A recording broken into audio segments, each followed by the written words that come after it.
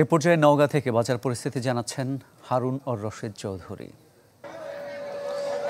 আজকে আমরা আছি নওগাঁর সবচাইতে বড় যে পাইকারি কাঁচা বাজার সেখানে আমরা আছি এবং আজকে আপনাদের জানাবো যে কোন সবজি আসলে কী দামে মূলত বিক্রি হচ্ছে। আমরা শুরুতে যদি বলি বেগুন, যে সবজির যে তালিকা, সেই তালিকার যে তুঙ্গে থাকে বেগুন, সেই বেগুনের দাম কিন্তু প্রায় অর্ধেকে নেমে এসেছে। বলা চলে যে গত 15 দিন আগে যে বেগুন বিক্রি হচ্ছিল 50 থেকে 55 টাকা কেজি, সেটি কিন্তু আজকের বাজারে 30 টাকা কেজিতে বিক্রি হচ্ছে। এছাড়া অন্যান্য যে সবজিগুলো, যেমন কাঁচা মরিচের কথা যদি বলা হয়, কাঁচা মরিচের দাম বেশ খানিকটা বেড়ে গেছে। বলা চলে যে কেজিতে 50 টাকা বেড়েছে।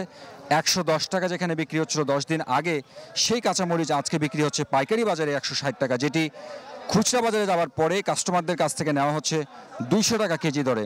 এছাড়া যে অন্যান্য যে সবজিগুলো আছে, বিশেষ করে ঢেঁড়স কিংবা পটল বা অন্যান্য যে সবজিগুলো আছে, সেগুলো আসলে কী দামে বিক্রি হচ্ছে, আমরা একজন ব্যবসায়ীর সঙ্গে কথা বলতে চাই যে আজকের বাজার আসলে কী দামে বিক্রি হচ্ছে।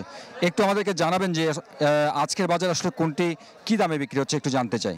পটল বিক্রি হচ্ছে 28 থেকে 30 টাকা কেজি এবং মিষ্টি কুমড়া বিক্রি হচ্ছে 20 থেকে 22 টাকা কেজি, আর ভেন্ডি বিক্রি হচ্ছে 28 থেকে 30 টাকা কেজি, আর আপনার কাঁকরোল বিক্রি হচ্ছে 40 থেকে 45 টাকা কেজি প্রতি, এবং করলা বিক্রি হচ্ছে 70 টাকা কেজি বর্তমানে আজকের বাজার।